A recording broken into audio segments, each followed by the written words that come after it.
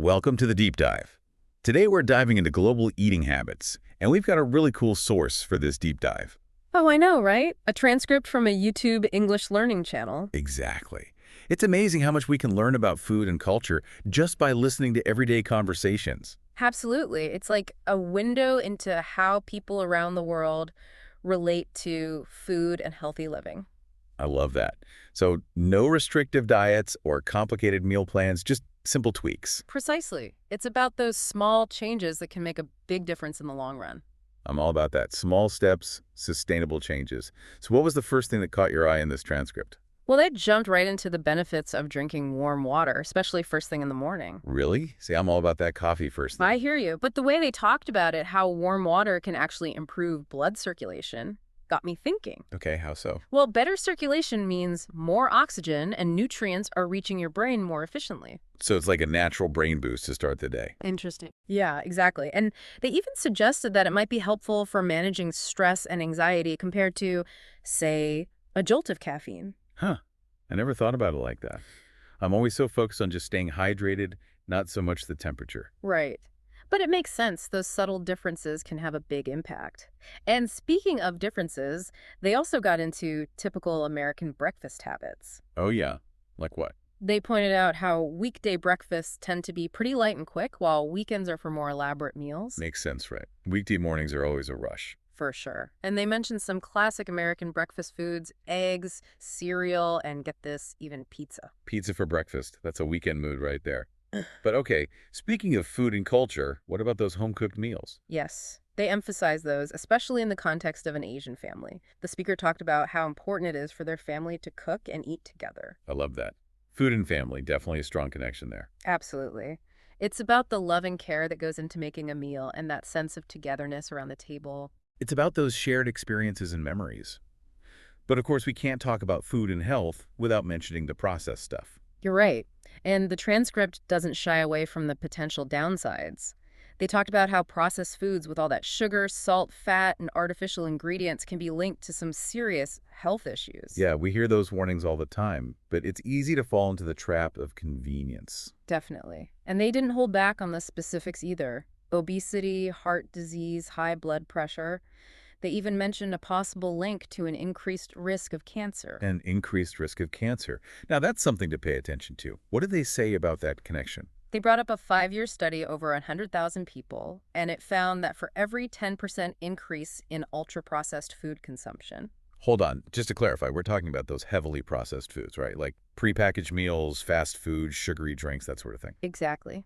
So the study found that a 10% increase in those ultra-processed foods was linked to a 12% higher risk of developing cancer. 12%. Wow.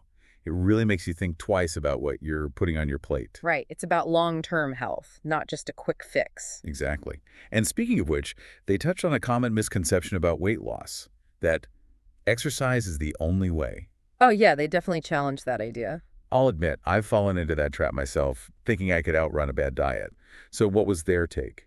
Well, they shared this story about someone who lost a significant amount of weight, like 35 kilos, without any exercise. Wait, 35 kilos without exercise? How is that even possible? It all came down to timing.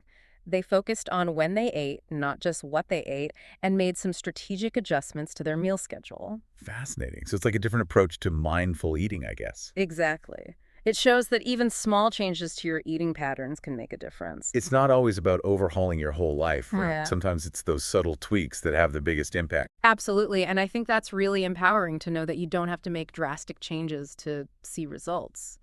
But going back to food for a second, I thought it was interesting how they talked about fish and chips. Oh, yeah. What about it? One of the speakers mentioned wanting to try fish and chips all over the world like it was a personal mission. That's a delicious mission, if you ask me. Yeah. Do they have a favorite spot? They did. They raved about London, said it was the best they'd ever had. Drastic choice. You can't beat a good plate of fish and chips in London. Okay, but shifting gears a bit here, what about cultural differences when it comes to food? Did they touch on that at all? They did. They talked about different food preferences, and one of the speakers mentioned trying Korean food, which led to a whole conversation about spicy food. Ah, yes. Spice, the great divider. Some people love it, some people can't handle it. What was their take? Well, one of the speakers said they'd been trying to cut back on spice for their digestion, said they heard too much wasn't good for you. That makes sense. We all have different tolerances. I've definitely had my fair share of spicy food regrets. Yeah, me too. And another speaker chimed in and said spicy food messed with their stomach, too. See, it just goes to show you, everyone's different. What works for one person might not work for another. Exactly. It's about listening to your body and figuring out what makes you feel your best. Absolutely. Speaking of feeling good, they also talked about something else that's near and dear to my heart. Dessert. Oh, yeah. What did they have to say about the sweet stuff? One of the speakers mentioned that they feel closest to someone when they're sharing a dessert with them. Oh, that's so sweet. It's true, though. Sharing a dessert is more than just indulging your sweet tooth.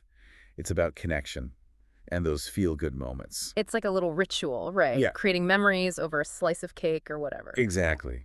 So simple, yet so meaningful. And, it's interesting because from dessert, the conversation shifted to sleep. Really? That's quite a jump. What did they say about sleep? Well, they talked about how important it is to align with your natural sleep-wake cycle and how crucial those hours of rest are for your overall well-being. Makes sense. Sleep is essential, but I'm curious, did they go into any specifics? They did. They talked about how sleep is your body's time to repair and rejuvenate, to recover from the day's stress and process all that food you ate. It's like hitting the reset button. Exactly. Yeah. They even mentioned that our cells have their own sleep-wake cycles, which just blew my mind. Our cells needing sleep. That's wild. It really puts into perspective how important rest is for our bodies to function properly. Totally. And they were saying that if we don't get enough sleep, it can affect, well, pretty much everything. I know. Tell me about it. My energy levels, my focus, even my mood. That all goes downhill when I don't prioritize sleep. Exactly. It affects your mood, your energy, your ability to think clearly, even your immune system. It's like everything's connected. You can't just focus on one aspect of health and ignore the others. That's such a good point. It's about finding that balance, you know? Absolutely. And what's amazing is that we're getting all these incredible insights from a simple YouTube English learning channel. I know, right? It just goes to show you that you can find valuable information in the most unexpected places. It's like a hidden gem. We started with a conversation about food and ended up exploring global eating habits, cultural perspectives, healthy living. It's been quite a journey. It really has. It reminds us that healthy living isn't about following strict rules. It's about understanding the why behind our choices. And being open to trying new things, like maybe swapping my morning coffee for a cup of warm water. Hey, you never know. It might just become your new favorite thing.